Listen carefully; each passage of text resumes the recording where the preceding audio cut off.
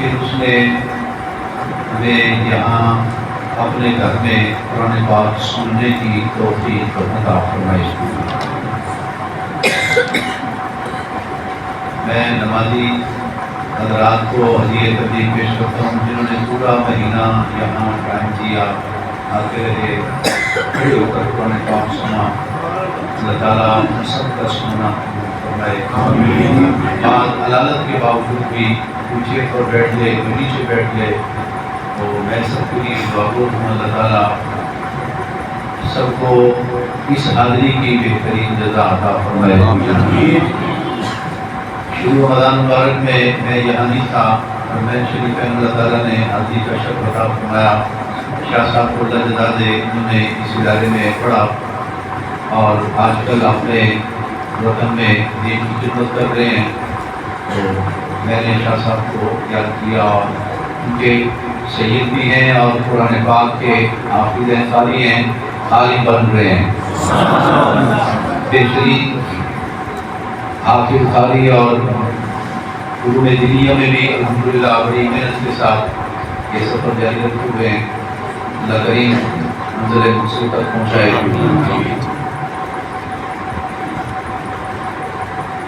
رسول پاک علیہ السلام نے فرمایا دین غریبوں سے شروع ہوا، غریبوں میں واپس آ جائے گا۔ دوسرا مفہوم یہ ہے دین غریب شروع ہوا، ایک وقت آئے گا دین غریب ہو جائے گا۔ اللہ اکبر۔ گرامی قدر حضرات، جب غوث اعظم کا دور تھا دین غریب نہیں تھا، تصوف کا زمانہ تھا دین غریب نہیں تھا۔ آج عوام میں اللہ کے فضل سے دین کا جذبہ پھوٹ پھوٹ کر بھرا ہوا ہے، لیکن حکمرانوں میں دین کے لیے وہ محبت الفت پیار جو ہونا چاہیے وہ آہستہ آہستہ ختم ہو رہا، ناچ گانے کی طرف بڑھ رہے ہیں۔ مدارس دینیہ اللہ تعالیٰ کی بہت بڑی نعمت ہیں۔ سب سے پہلا ادارہ کہاں قائم ہوا؟ جس مسجد میں حضور نماز پڑھاتے تھے وہاں حضور نے سب سے پہلا ادارہ بنایا، اور اس ادارے کے سب سے پہلے طالب علم کا نام صدیق اکبر ہے۔ پہلے طالب علموں میں فاروق اعظم ہے، عثمان ذی النورین ہے، حضرت علی مرتضیٰ ہیں، یہ اس ادارے کے طلباء ہیں۔ اور سبحان اللہ، قربان جائیں، یہ دنیا کا واحد ادارہ ہے، یہاں کا نصاب افراد تیار نہیں کرتے، لوگ تیار نہیں کرتے، اللہ لوح محفوظ سے نصاب نازل کرتا ہے، لوح محفوظ سے نصاب اترتا ہے، اور پڑھنے والے خلفائے راشدین ہیں، عشرہ مبشرہ ہیں، مہاجرین انصار ہیں، اور ذہین نصیب پڑھانے والے خود صاحب قرآن، خود صاحب قرآن۔ اور اللہ تعالیٰ قرآن پاک میں جا بجا ان دین کے طالب علموں کی عظمت بیان فرماتا ہے، الذین آتیناہم الکتاب یتلونہ حق تلاوتی، جنہیں ہم نے کتاب عطا کی وہ تلاوت کا حق ادا کر رہے ہیں، وہ تلاوت کا حق ادا کر رہے ہیں۔ آج ایک طبقہ جن کو شیعہ کہا جاتا ہے، وہ صحابہ پر طرح طرح کے میرے جملے کس رہے ہیں۔ ان بیچاروں کو کیا پتا ہو صحابہ کو اللہ نے مقام کتنا بلند و بالا عطا فرمایا۔ ان کی تلاوت پر رب فرماتا ہے انہوں نے تلاوت کا حق ادا کر دیا، تلاوت کا حق ادا کر دیا، کسی اور کے لیے نہیں کہا جا سکتا، بہت قاری و عالم ہو، لیکن صحابہ وہ ہے رب فرما رہا ہے انہوں نے تلاوت کا حق ادا کیا، تلاوت کرنے کا حق ادا کیا۔ اس واسطے ان ہستیوں کے بارے میں کبھی بھی انسان کو کوئی میلا تصور رکھنا نہیں چاہیے، نہ حضور کی آل کے بارے میں، نہ نبی پاک علیہ السلام کے اصحاب کے بارے میں۔ یہ لوگ ایمان کے لیے ایک معیار ہے، ایک معیار ہے، ترازو ہے۔ اللہ رب العزت نے ان کو معیار بنایا، مینار نور بنایا اللہ نے ان کی ذات کو۔ نبی پاک صلی اللہ علیہ وسلم ظاہراً دنیا سے تشریف لے گئے، دین کمزور نہیں ہوا، دین کو اللہ تعالیٰ نے اعلیٰ سے اعلیٰ خدمت گزار عطا فرمائے۔ حضرت امام اعظم کا بھی مولانا ذکر کر رہے تھے، امام اعظم رحمۃ اللہ تعالیٰ علیہ، آپ نے کئی ہزار علماء تیار فرمائے۔ حضرت غوث اعظم رضی اللہ تعالیٰ نے کئی ہزار علماء تیار فرمائے۔ حضرت غوث اعظم رضی اللہ تعالیٰ ہفتے میں آپ کے چند درس ہوتے، ایک ایک درس میں 70,000 کا اجتماع. سبحان اللہ. اللہ تعالیٰ نے اس سید عالم کی زبان میں ایسا اثر رکھا، بڑے بڑے چور ڈاکو راہزن آتے، آپ کی گفتگو سن کے دل کی دنیا بدل جاتی.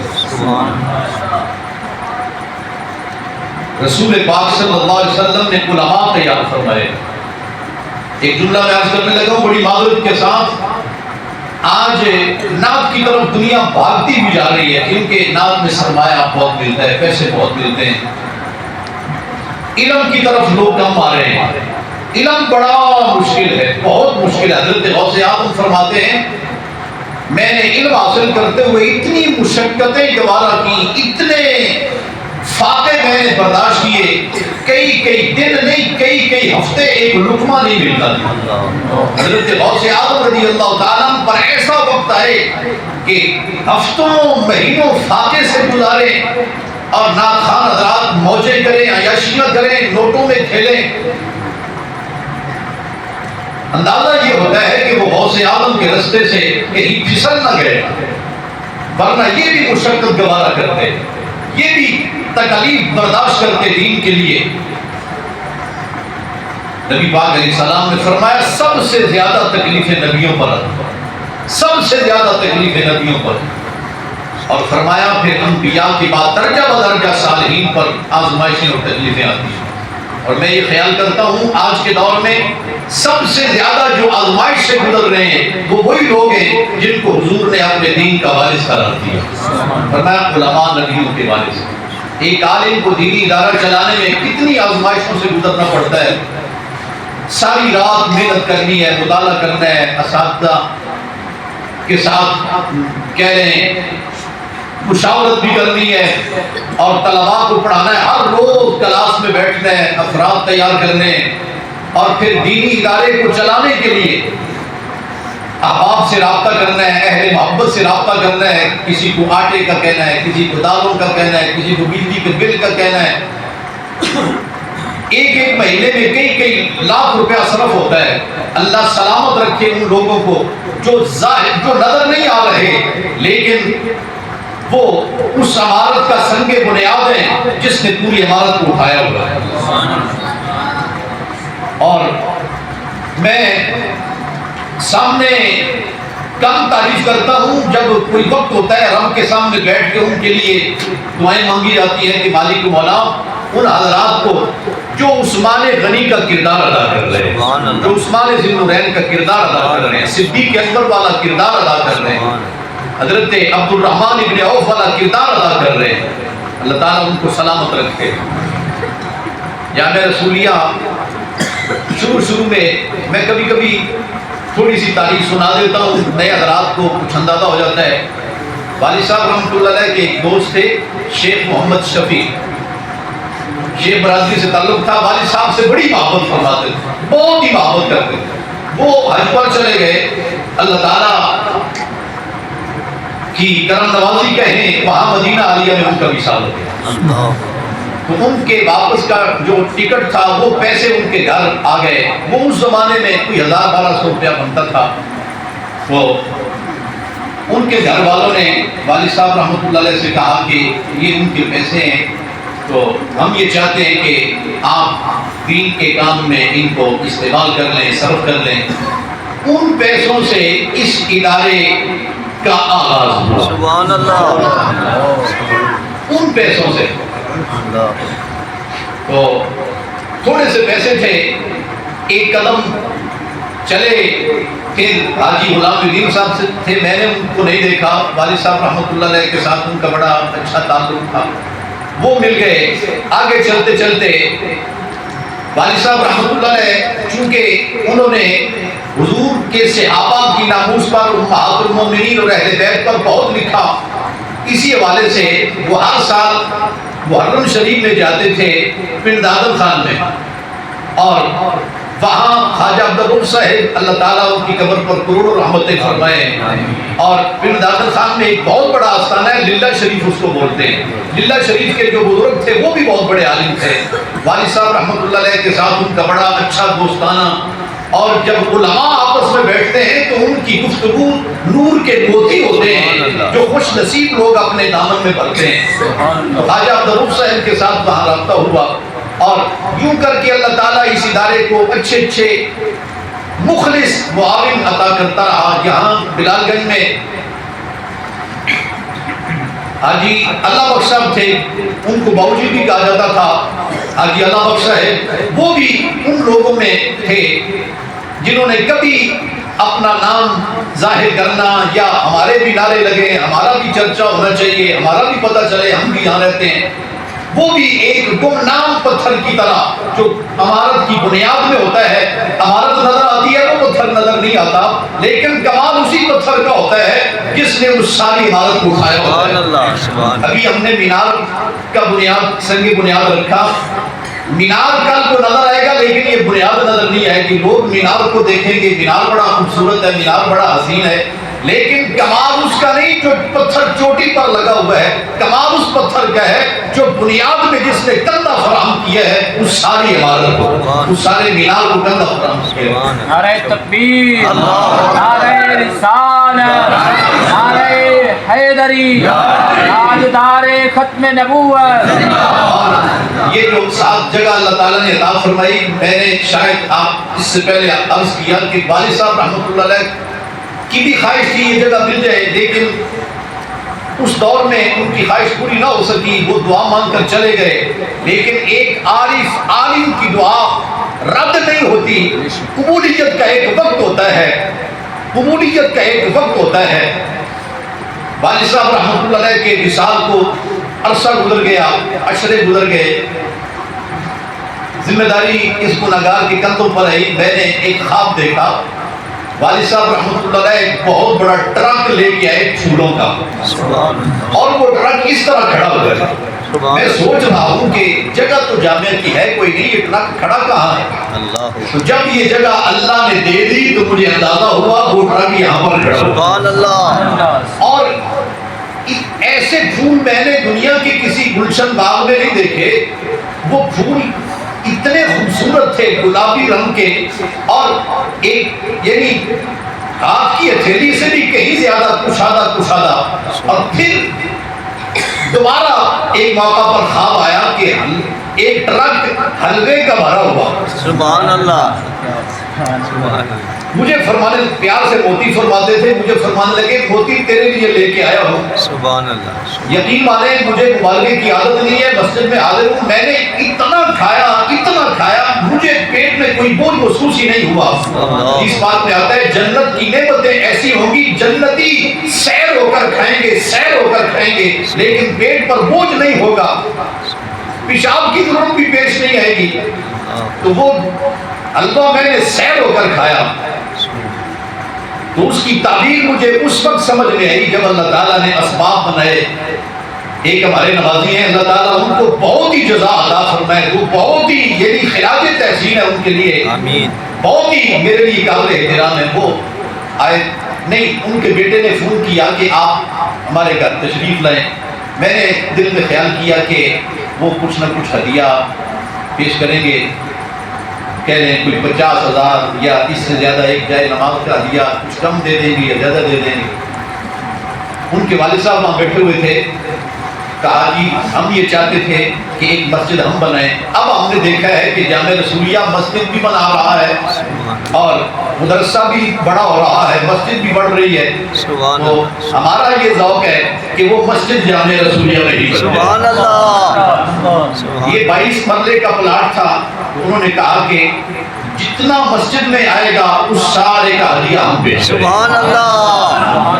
یہ میری توقع سے بڑھ کر میں نے سوچا بھی نہیں تھا کہ وہ اتنی محبت کریں گے. سبحان اللہ. سبحان اللہ. اللہ تعالیٰ ان کو جزائے خیر. آمین. جتنے بھی حضرات اس ادارے سے محبت کرتے ہیں, جتنے بھی حضرات محبت کرتے ہیں, میں دیکھتا ہوں بعض مرتبہ چپکے سے آ کے مسافہ کریں گے کہ یہ ایک جائے نماز کا دیا ہے, میرا دل ان کو دعائیں دیتا ہے. ایسے حضرات.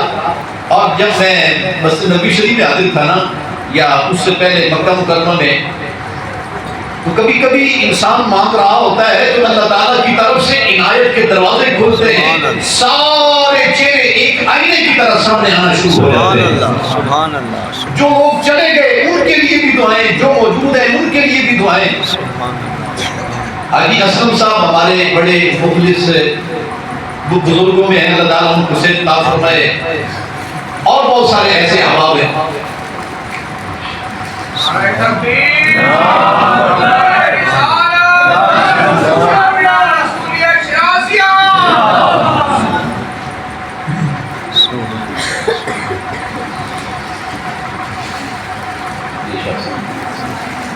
سبحان اللہ سبحان اللہ سبحان اللہ ماشاء اللہ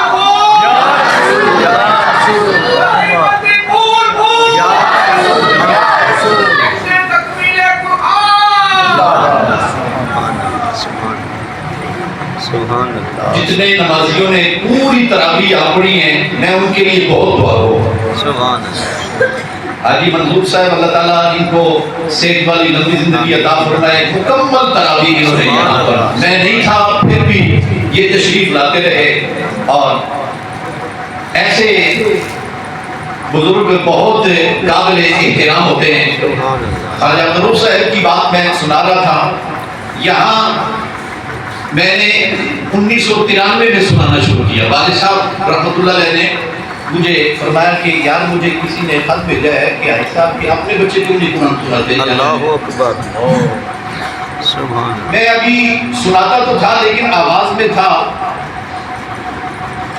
اور بھائی صاحب برطانیہ تشریف لے گئے تھے، والد صاحب نے میرے سامنے ذکر کیا کہ یہ کسی نے پتہ نہیں طنز کیا ہے یا کس طرح اس کے ذہن میں، بہرحال ایک تانے کے طور پر اس نے کہا کہ اپنے بچے کیوں نہیں سناتے؟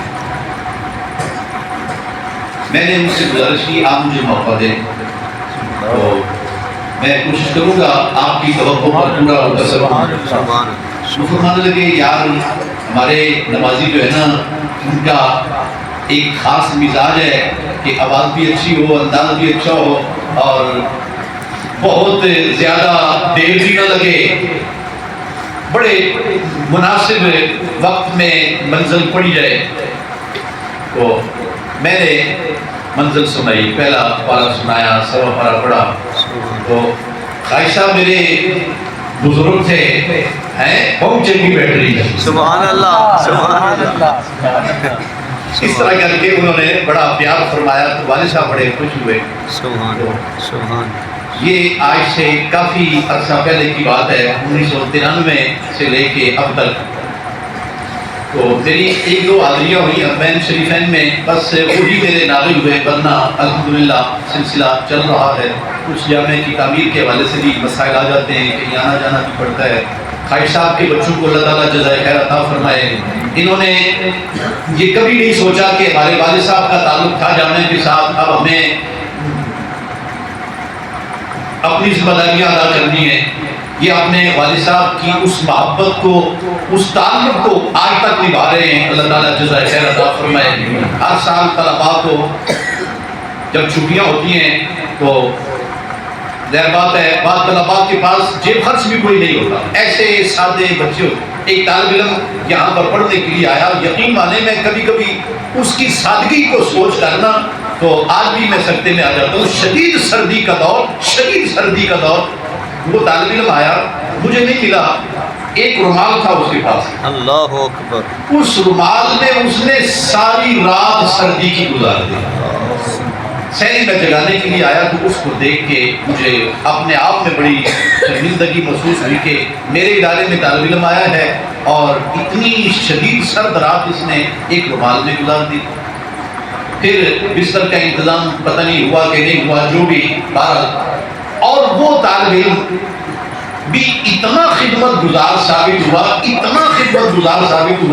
وہ پیر عبدالصمد صاحب سبحان اللہ